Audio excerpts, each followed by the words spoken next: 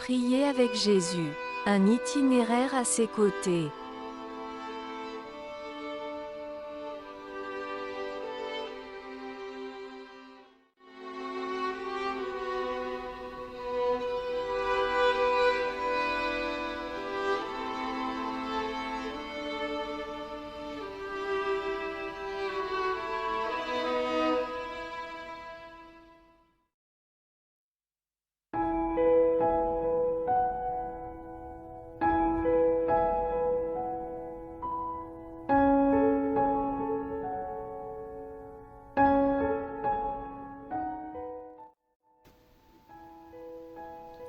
Chers amis, bonjour. Hier, nous avons terminé avec notre cheminement durant le temps de Carême. Prier avec Jésus, un itinéraire à ses côtés. Et aujourd'hui, c'est pour conclure, comme il se doit, ce temps que nous avons passé ensemble durant le Carême. La prière, une bénédiction et un signe de reconnaissance. En Luc chapitre 24, les versets 30-31, 50-51 et 53, nous lisons. Pendant qu'il était à table avec eux, il prit le pain. Et après avoir rendu grâce, il le rompit et le leur donna. Alors leurs yeux s'ouvrirent et ils le reconnurent. Mais il disparut de devant eux. Il les conduisit jusque vers Béthanie. Ayant levé les mains, il les bénit. Pendant qu'il les bénissait, il se sépara d'eux et fut enlevé au ciel. Et ils étaient continuellement dans le temple, louant et bénissant Dieu. Le thème de la bénédiction parcourt la fin de l'évangile selon Luc. La bénédiction s'étend de la prière pour le pain à Dieu en passant par les disciples. Elle témoigne qu'il existe désormais un Seigneur ressuscité, une vie nouvelle et un Dieu digne de louange. Au fond, prier, c'est bénir et reconnaître. Bénir Dieu pour le pain du repas, c'est reconnaître l'existence et l'intervention de celui qui pourvoit. Bénir les personnes, c'est reconnaître une relation. Bénir Dieu, c'est le reconnaître comme une source de la vie, comme un but à atteindre et origine de toute grâce.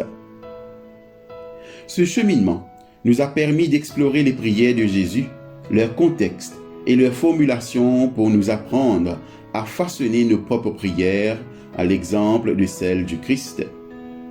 Jésus ne s'est pas contenté de nous enseigner à prier une fois seulement. Tout au long de sa vie et de son ministère, même à l'heure de sa mort, Jésus a été un modèle de vie, de prière. Dans le récit que Luc rapporte, des apparitions de Jésus, le Seigneur prie encore. Sur la route qui mène à Emmaüs, les paroles et les enseignements que Jésus adresse aux deux disciples ont allumé un feu dans leur cœur. Mais l'homme qui les a rejoints reste un étranger pour eux. Ils ne le reconnaissent qu'au moment où il lève les mains et prononce la prière de bénédiction. La prière invite au discernement et le facilite.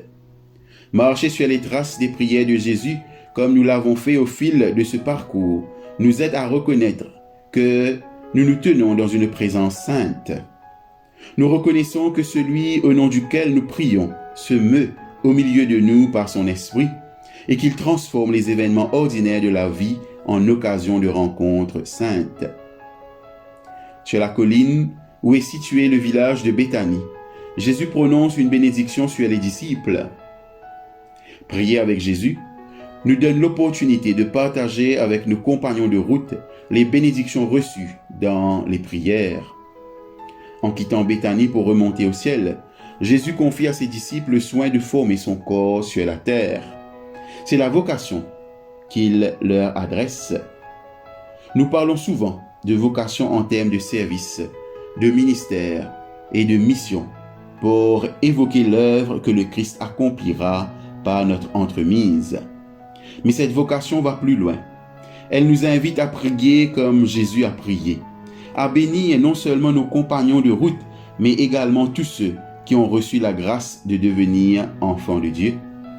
Nous reconnaissons que nos prières peuvent s'étendre aussi loin que l'amour de Dieu. Dans le temple de Jérusalem, les disciples bénissent Dieu. Le cheminement de prière avec Jésus nous incite à louer et à remercier celui à qui Jésus a adressé ses prières, celui qu'il a révélé par sa vie. Nos prières ne sont pas des paroles vides, prononcées dans un néant indifférent. Dieu nous bénit par le don de la prière. Notre bénédiction et nos prières remontent à Dieu en réponse reconnaissante, car en Christ, nous reconnaissons le Dieu qui nous fait la grâce d'avoir accès à lui par la prière. Puissiez-vous mettre à profit cette grâce en parcourant et en réécoutant les méditations de prier avec Jésus, un itinéraire à ses côtés. Que la bénédiction de Dieu repose sur votre itinéraire. Ainsi, chers amis, nous voici arrivés à la fin de notre temps de cheminement. Tant que nous avons débuté ensemble au début du carême.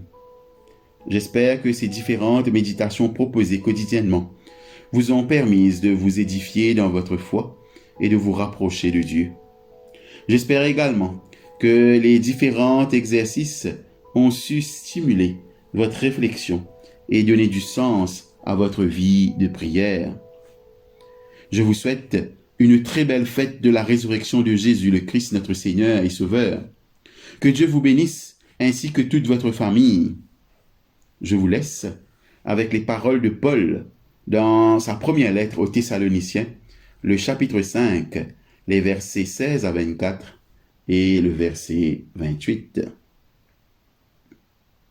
Soyez toujours joyeux, priez sans cesse.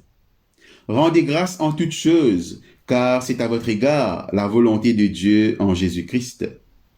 N'éteignez pas l'esprit, ne méprisez pas les prophéties, mais examinez toutes choses. Retenez ce qui est bon, abstenez-vous de toute espèce de mal.